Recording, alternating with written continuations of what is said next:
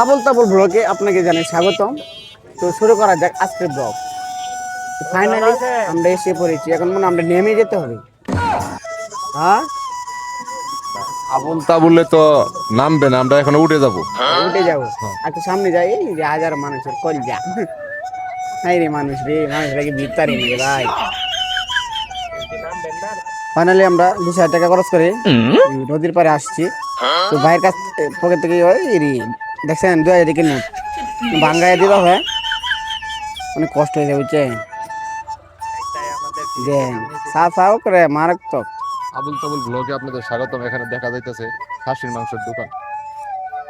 দেখেন হেঁটে এই রে জাতীয় কিতা এটা ভাই, দেন এটা আমাদের জাতীয় জাতীয় পশু বাঘ। রয়্যাল বেঙ্গল টাইগারের না এবার দেখছেন। এটা আমাদের জাতীয় পশু বাঘ। উঠবেন নাকি ভাই? উঠেন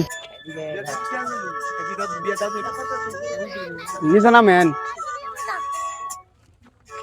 ট্রেন তো আগে এলে পারতাম। হ্যাঁ,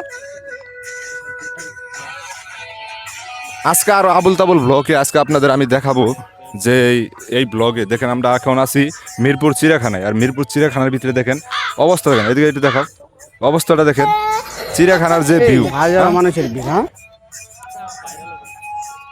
আর মিরপুর চিড়িয়াখানাতে কিন্তু আপনার পাশে আর একটা সাগরও আছে। এই যে সাগর দেখতে পারতেছেন, এই সাগরটা এটা কিন্তু খুব জনপ্রিয় একটা সাগর। এখানে গোসল দিলে নাকি যার সবারই মানে মনের ইচ্ছা পূরণ হয়ে যায়।